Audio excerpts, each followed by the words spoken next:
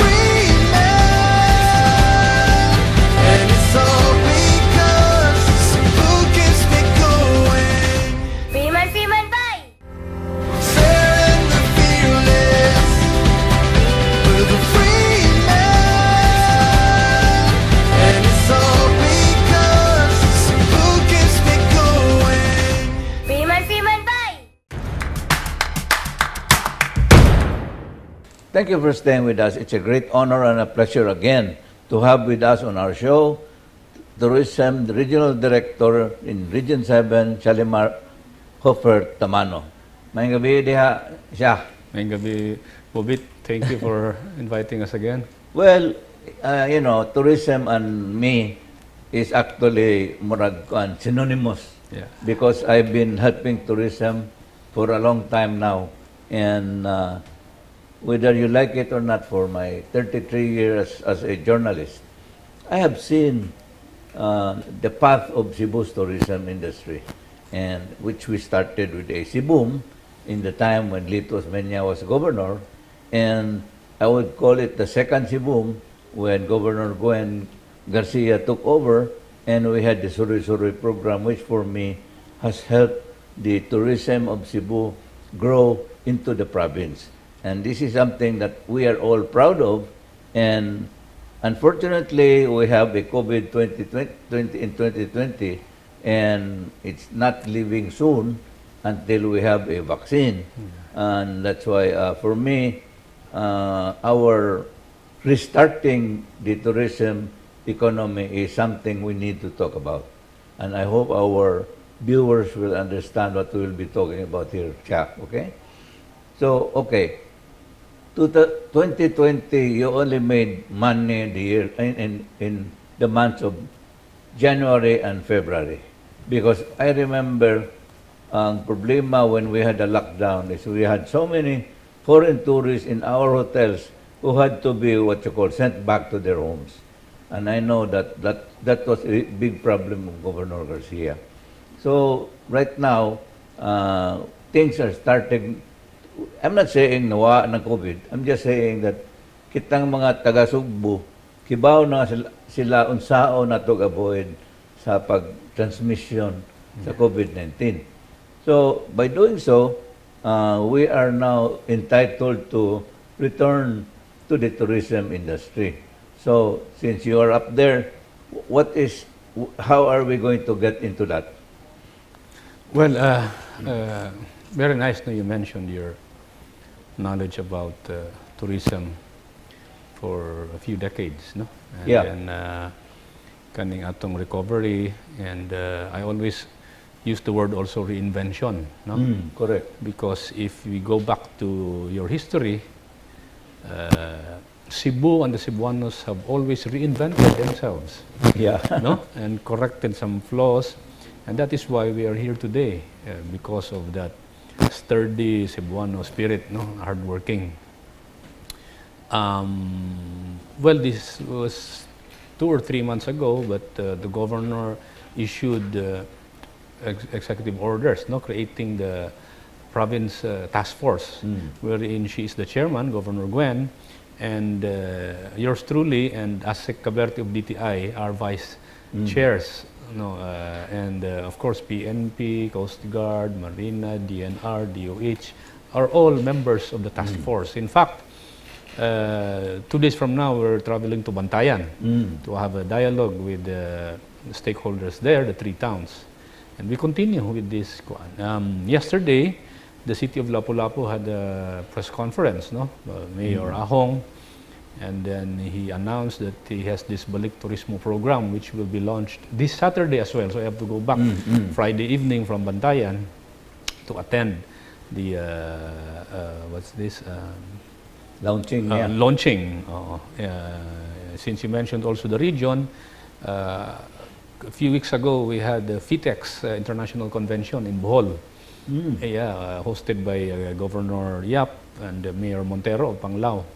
It was held in a resort there. So buyers from sellers from Manila, then buyers from abroad. So it was hybrid, online, offline.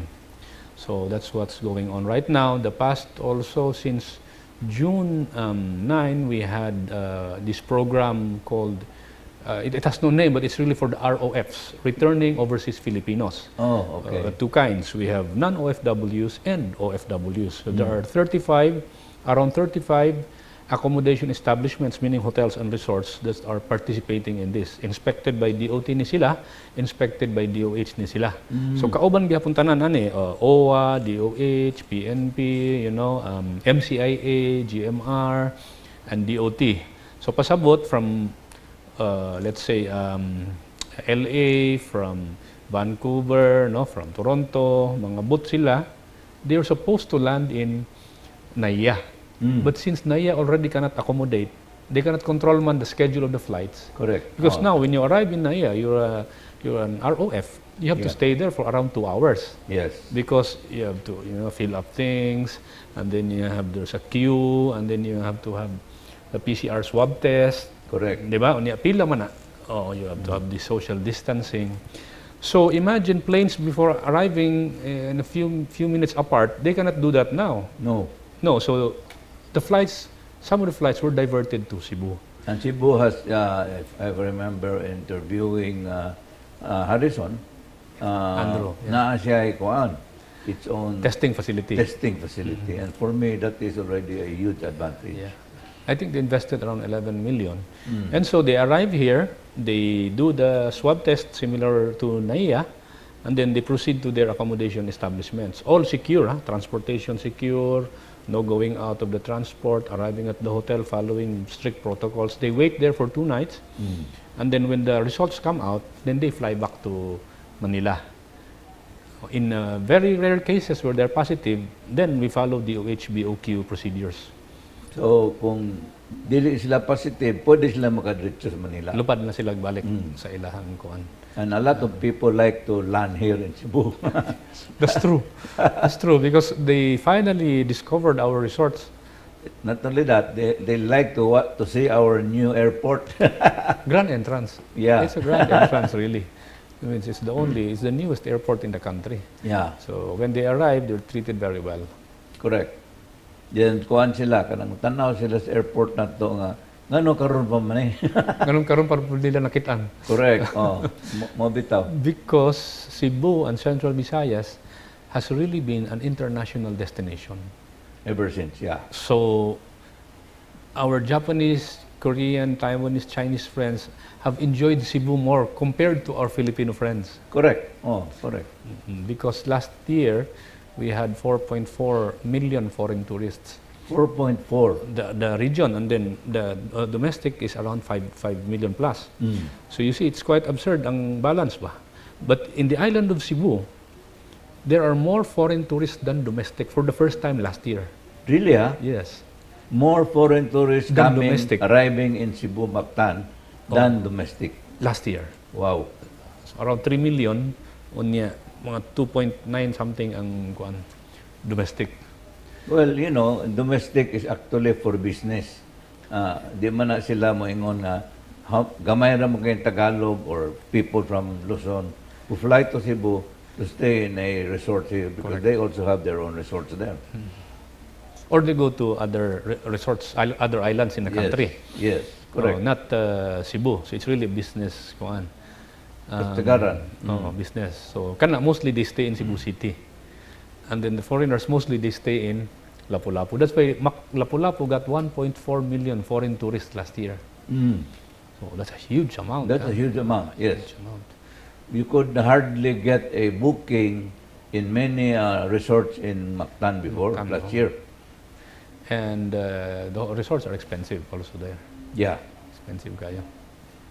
dako kay diferensya. So, ang karon with this new plan ninyo, unsa may kuan, what will this plan entail? Well, the position of DOT and our secretary is really, we communicate constantly with the LGUs.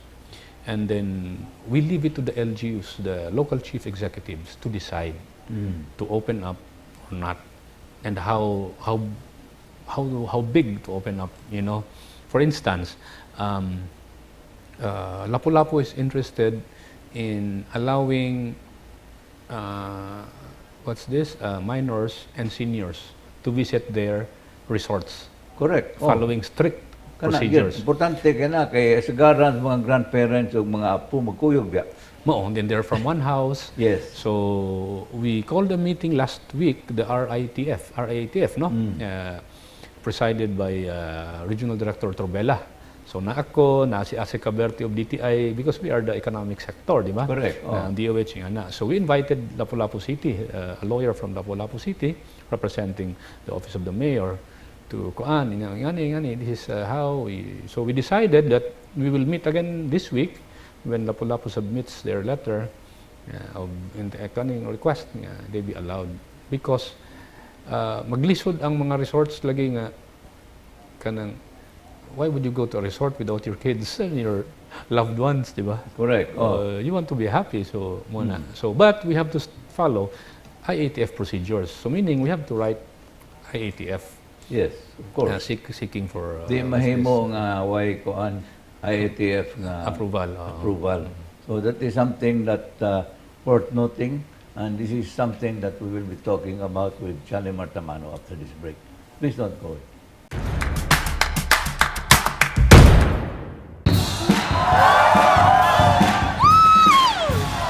Ay, may lag. Parang internet mo? Get the Sky Fiber Super Speed plans. Up to 200 Mbps for fiber fast days. Switch to Sky Fiber.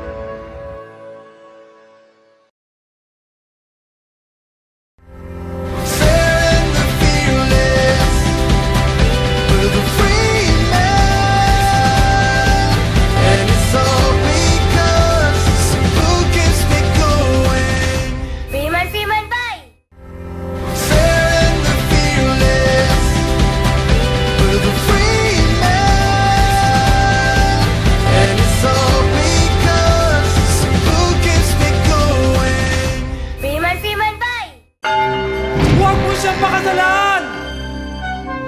Bagal kasi. Parang internet mo? Get the Sky Fiber Super Speed Plans. Up to 200 Mbps for fiber fast days. Ako single. Switch to Sky Fiber.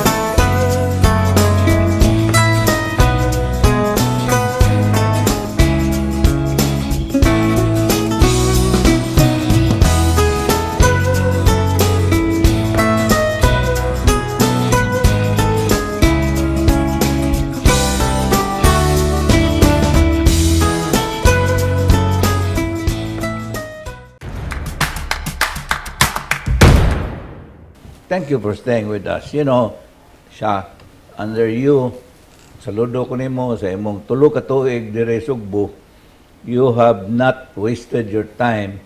You have helped Cebu grow in a very phenomenal growth.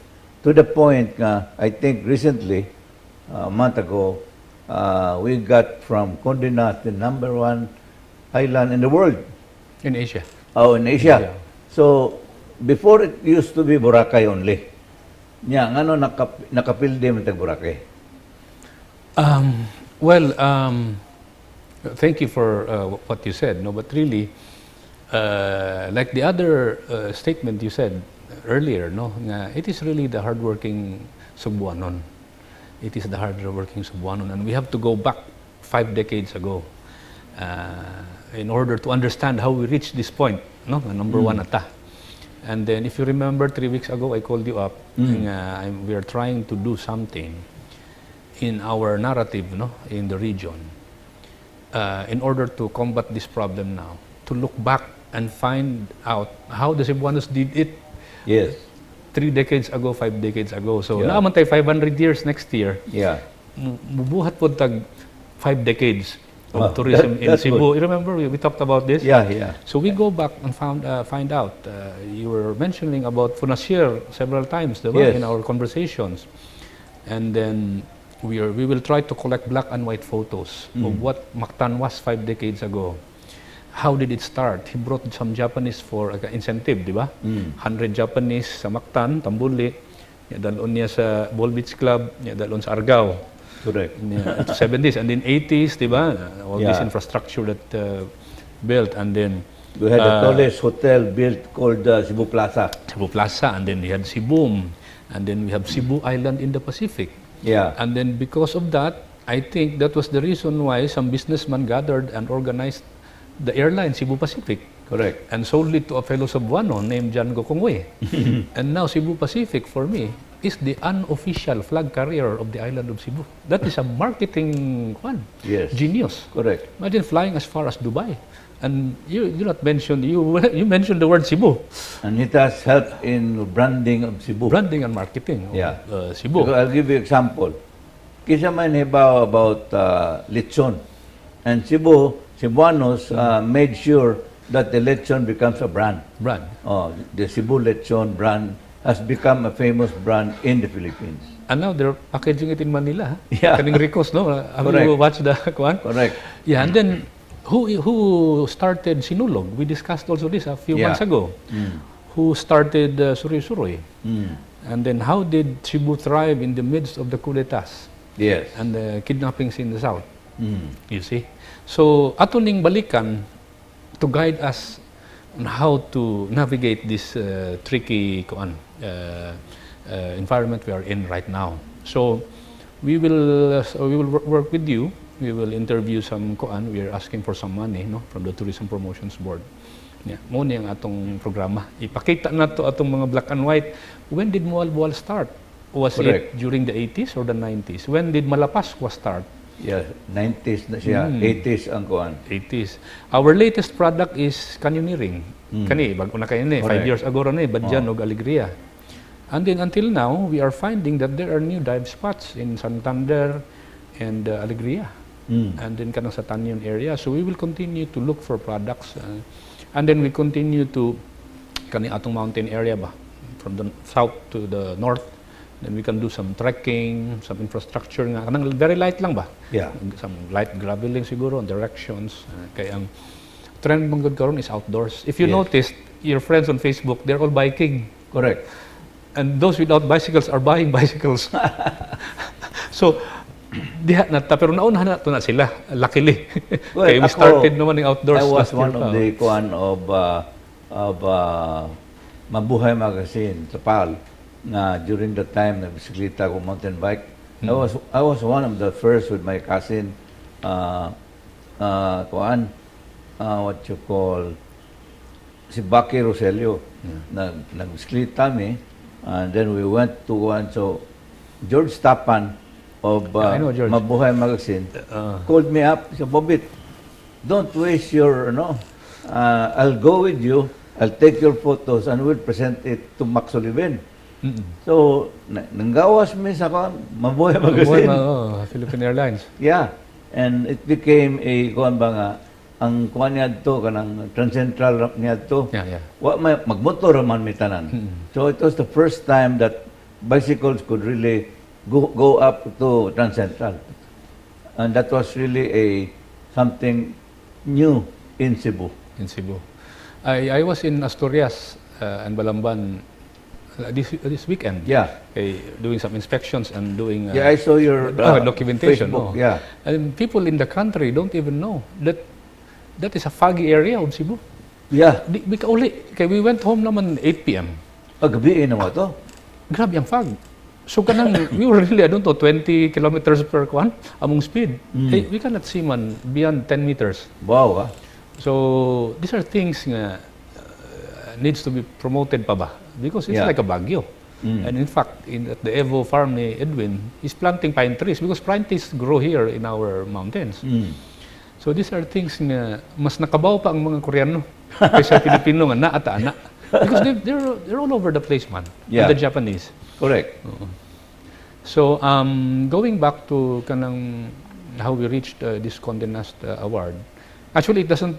We already know it, man. We are number one. It just the New Yorkers found out about it because they gathered a survey, di ba? Because But we already know it. you can have an idea from the income that you had last year, which you told me, Yeah, which is 149 billion Yes. at least in Cebu Island. in the Central Visayas. In Cebu Island, foreign around 3 million foreign tourists.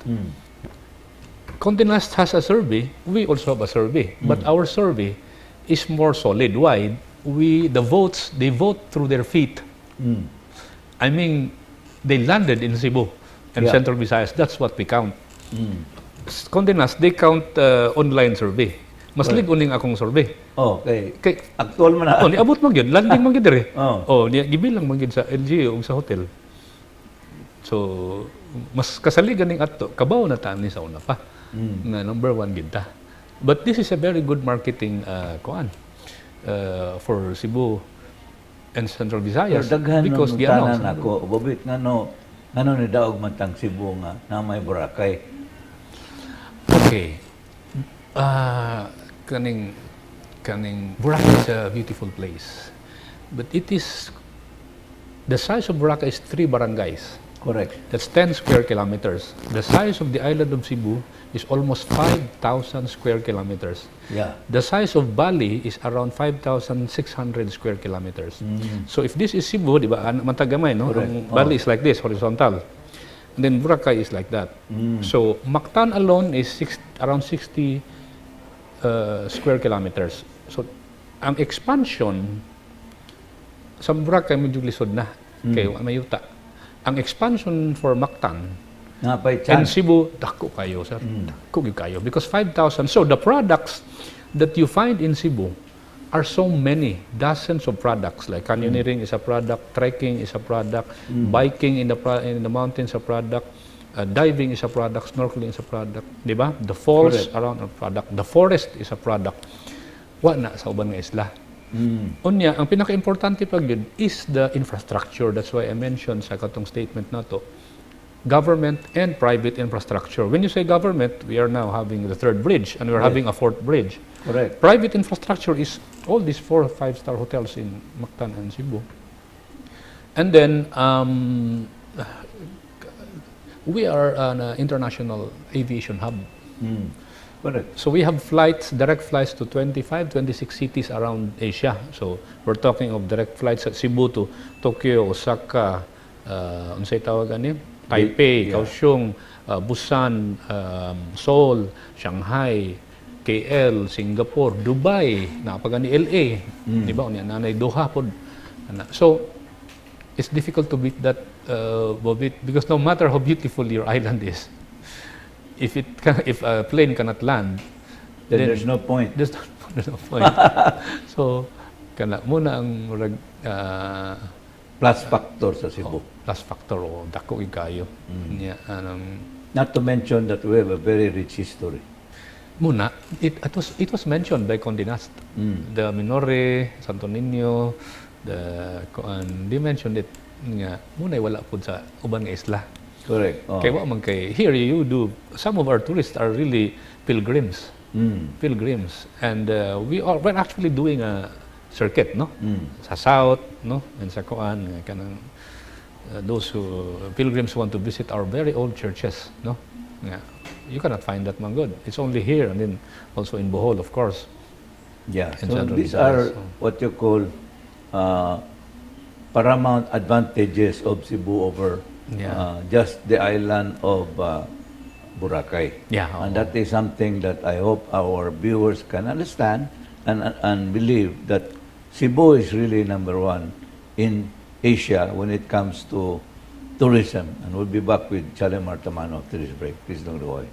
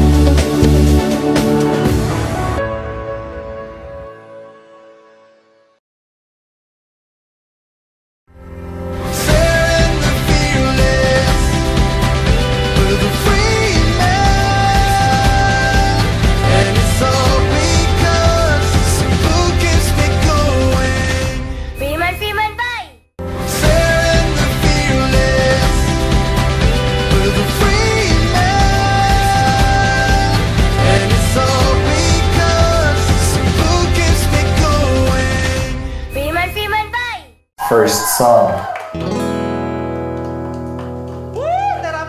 Thank you. Bilis maka-sound trip. Ganyan sa Skyfiber Super Speed Plans. For today's look, Bilis makaganda. Ganyan sa Skyfiber Super Speed Plans. LU, pare. Bilis maka-vacay! Ganyan sa Sky Fiber Super Speed Plans.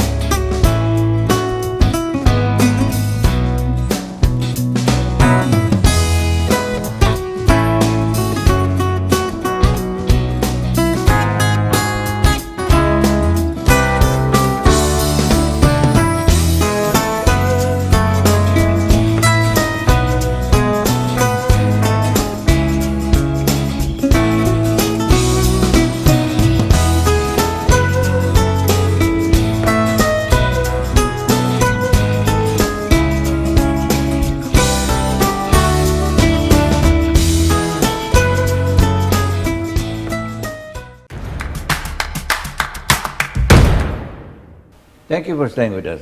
Let's now talk about what's happening in the tourism, especially going to the south. I heard some people went to Oslo to see the whale sharks. Ang problema nila is, was sila pagkaon and there were no restaurants open. So is that a, what you call, the call by the province of Cebu or just the town of Oslo?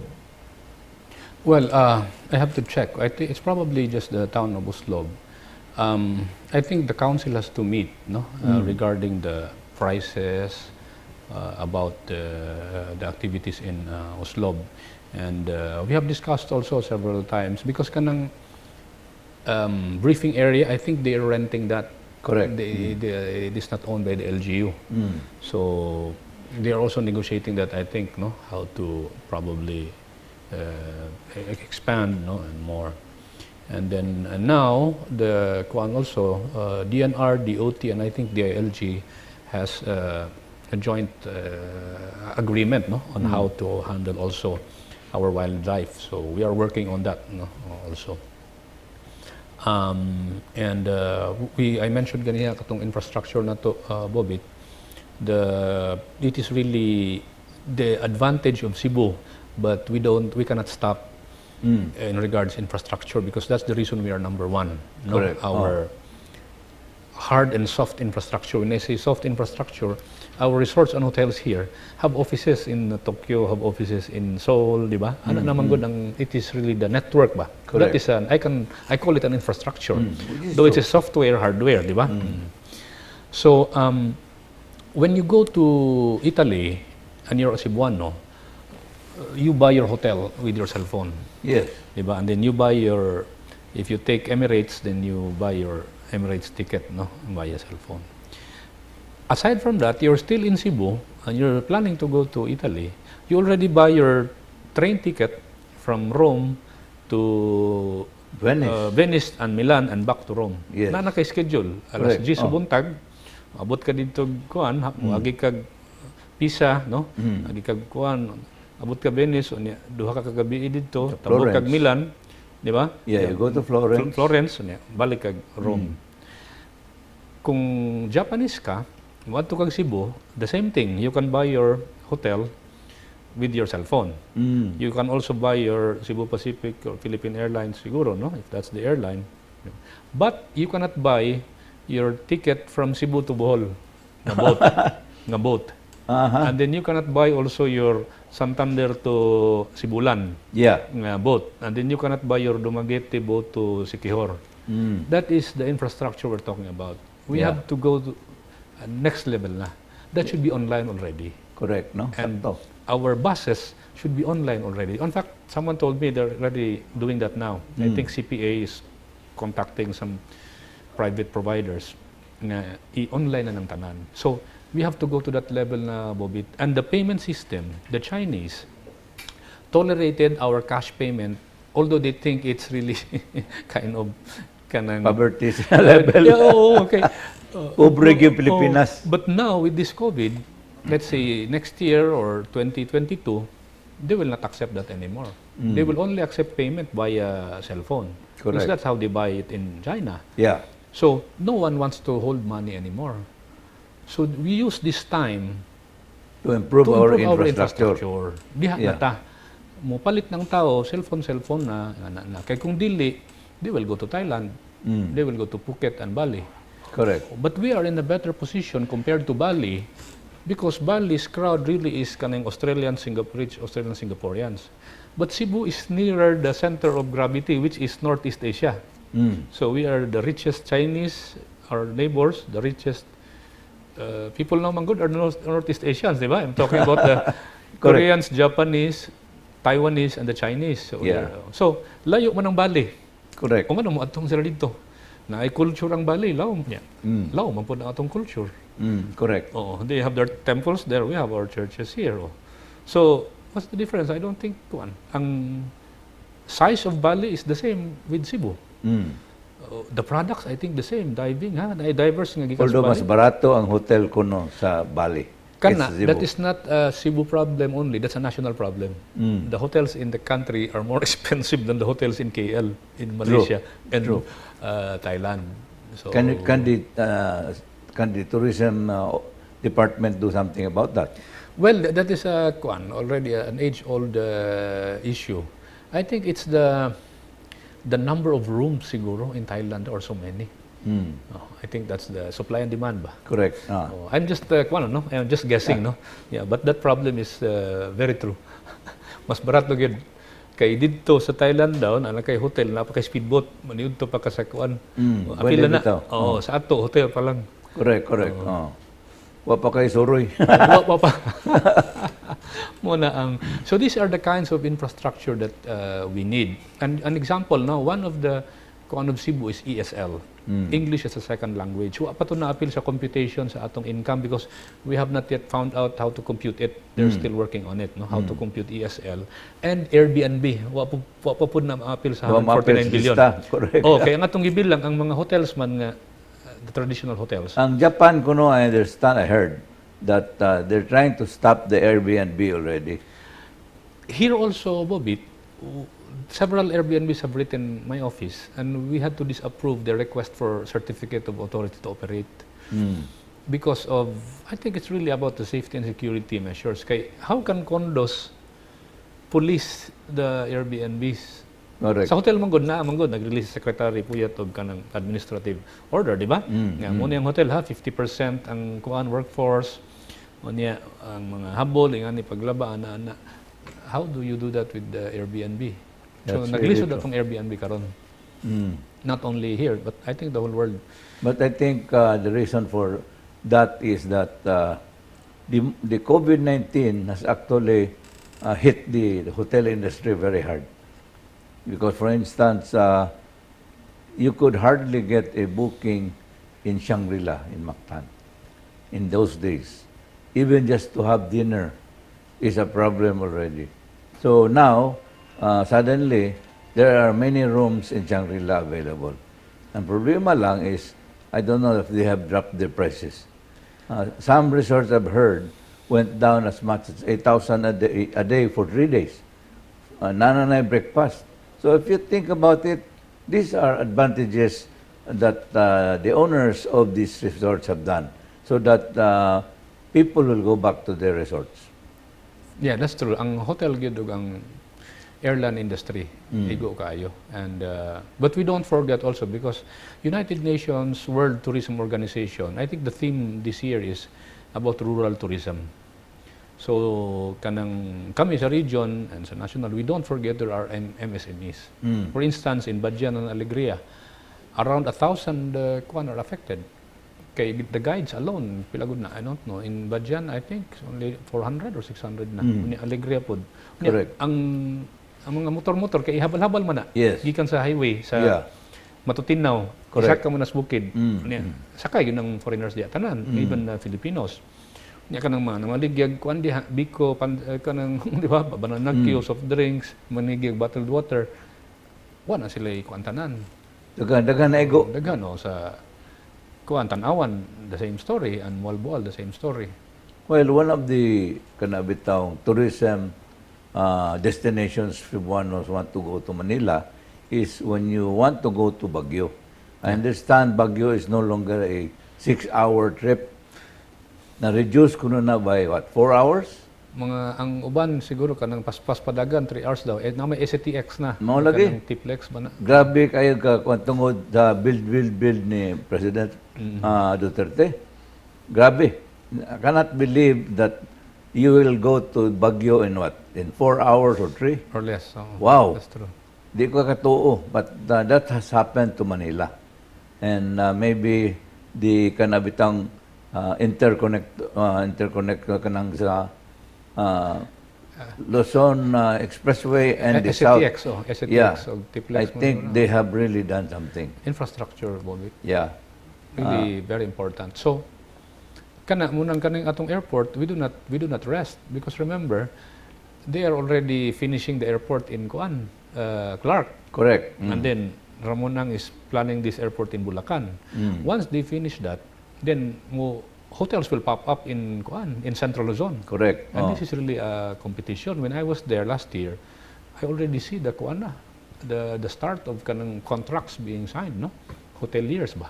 And So that is the power of infrastructure. So we cannot rest also. We proceed with our MCI and GMR proceed with the marketing because the number of airlines, di ba, that want to fly here from Taiwan, from Korea, Japan, and kanang sa Middle East gihapon. Padayon gihapon na dapat pagbalik aning kuan. But the advantage also of Cebu right now, no, because it's really kaning local tourism man in many areas in the country, is really Cebu is the richest island, the richest province in the country. And Cebu City is the richest city. Correct. Outside of 5 cities in Metro Manila. So you can automatically say that the Cebuanos are richer than the other. You see? And this is your kuan.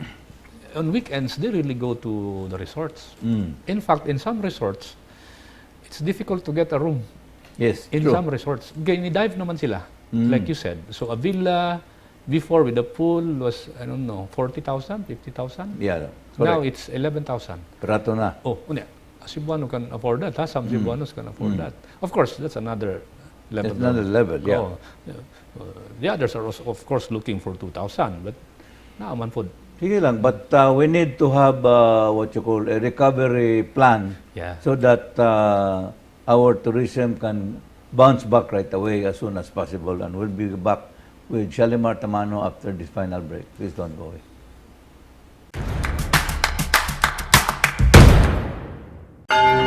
Huwag mo siyang pakasalan!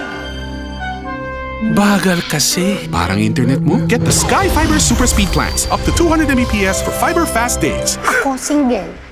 Switch to Sky Fiber.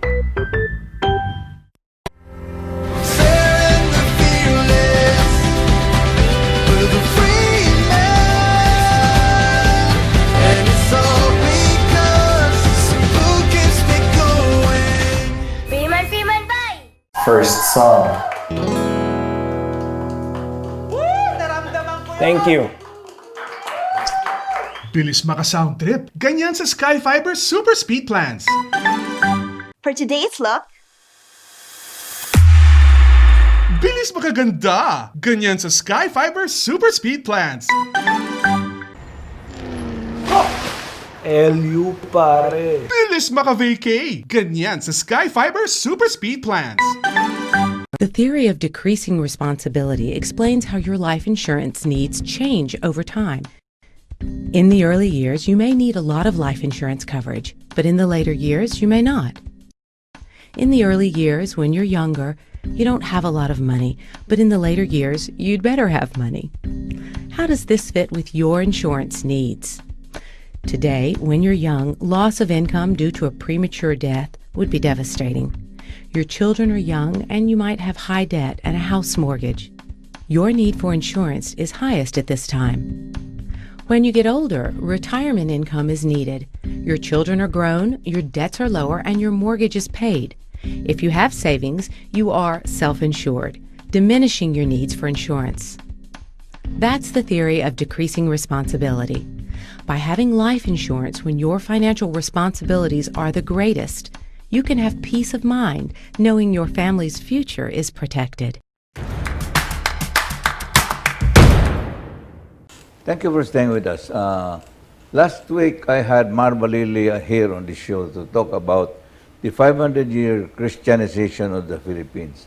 I'd like to know if Bernadette Puyat, what is her plan for next year's, although we still have COVID, is there any plan from the Department of Tourism on how to market our tourists coming to the Philippines next year?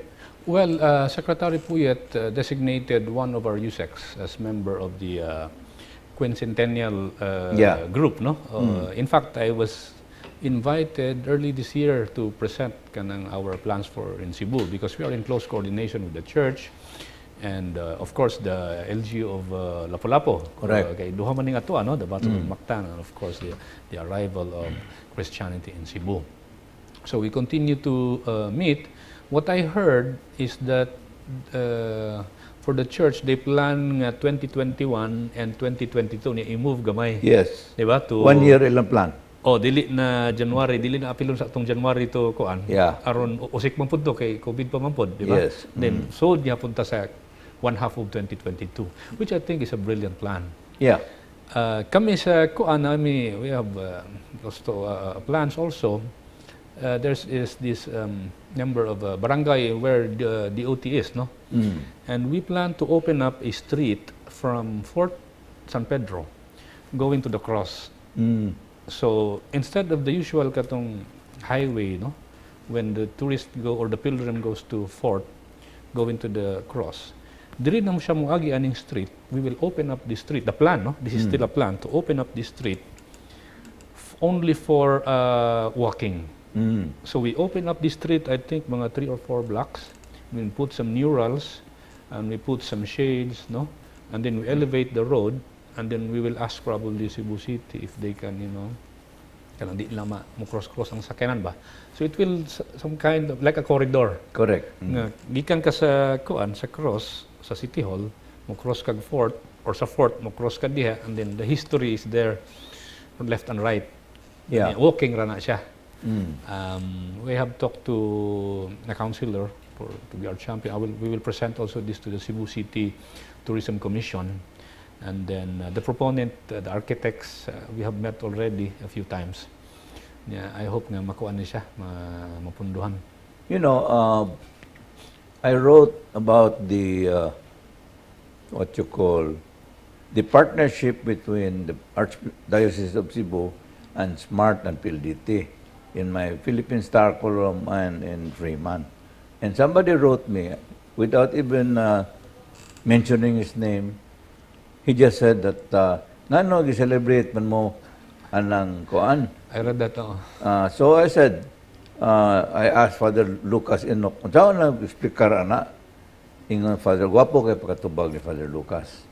Ingon din siya, how do you become a Catholic or a Christian? Ang kita, sa atong panahon, baptism. Kining baptism, tawag yung parents sa mga pare, adto mo simbahan, get your name ready, get your godfathers ready, and then you are now baptized into the Christian world. And that alone gives you an idea that ang atong baptism is our entry to the Christian world.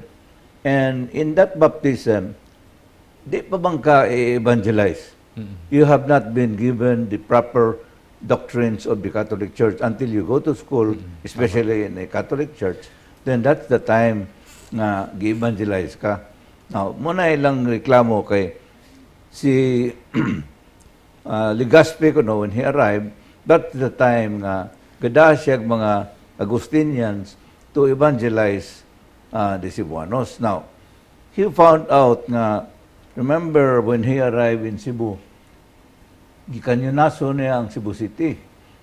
Nasunog ang mga balay to a point nga nakarealize sila nga ang atong Senior Santo Niño. Nakitaan, that's why nangitom ang kuan. Kay tungod, nasunog ang bay.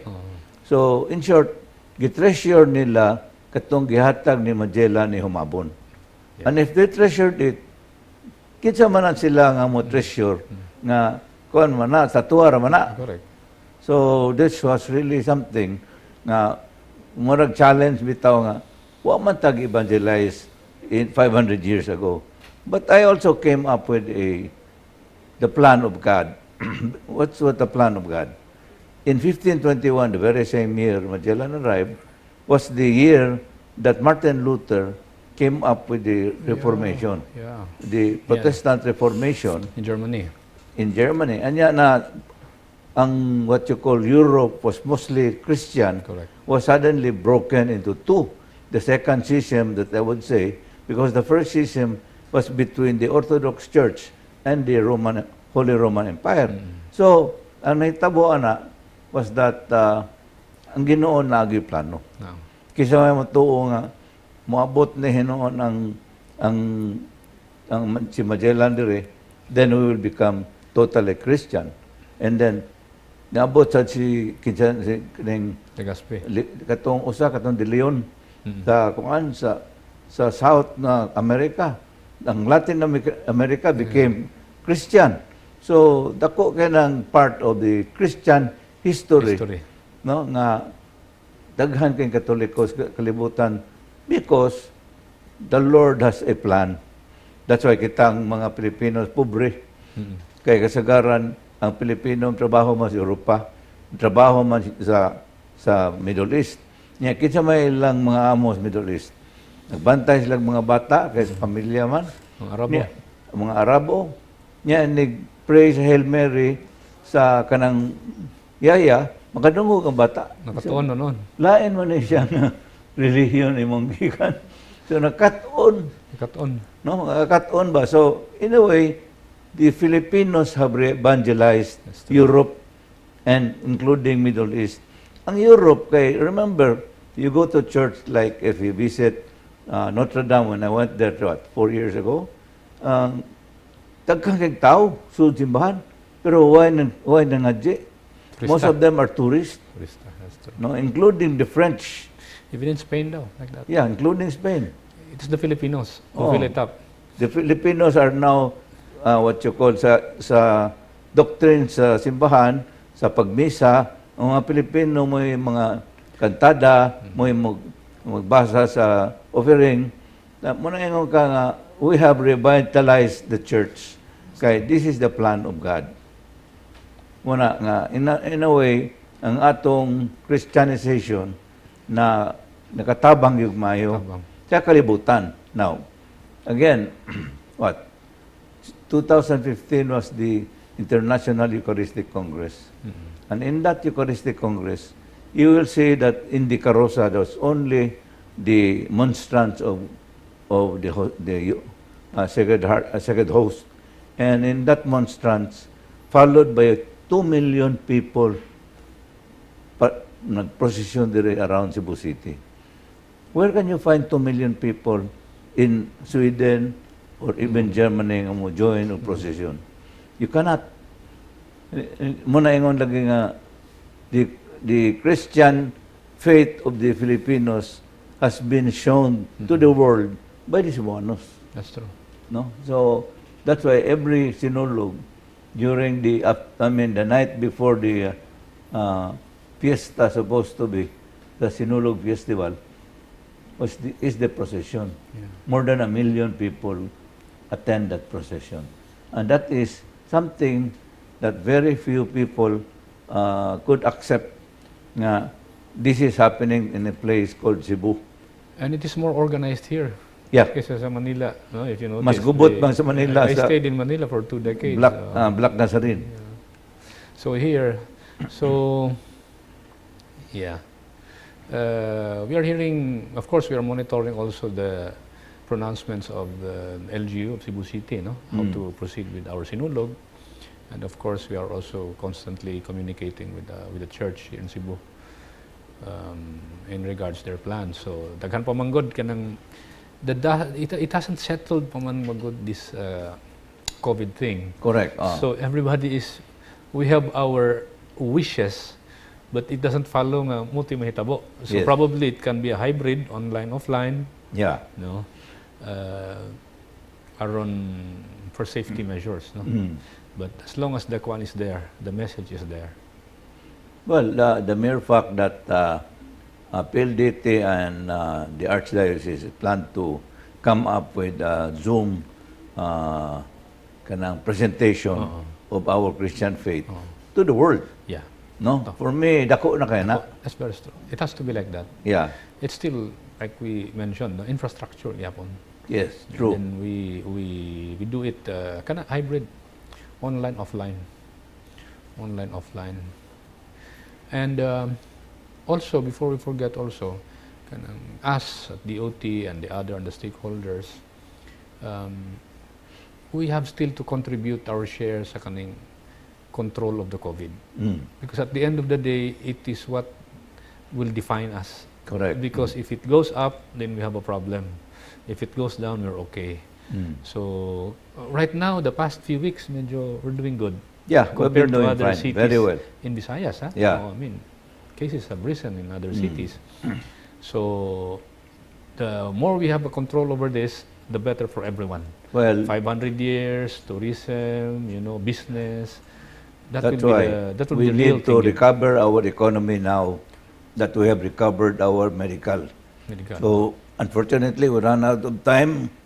We just asked Shalimar Tamano for his parting shots after this break. Please don't go away.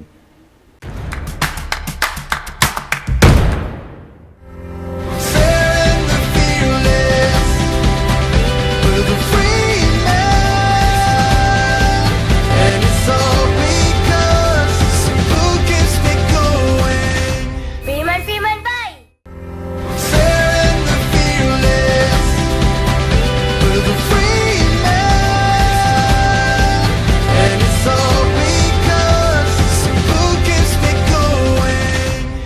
Freeman, bye! First song. Thank you. Bilis maka-sound trip. Ganyan sa Skyfiber Super Speed Plans. For today's look, Bilis makaganda. Ganyan sa Skyfiber Super Speed Plans. LU pare. Bilis maka-vacay. Ganyan sa Skyfiber Super Speed Plans.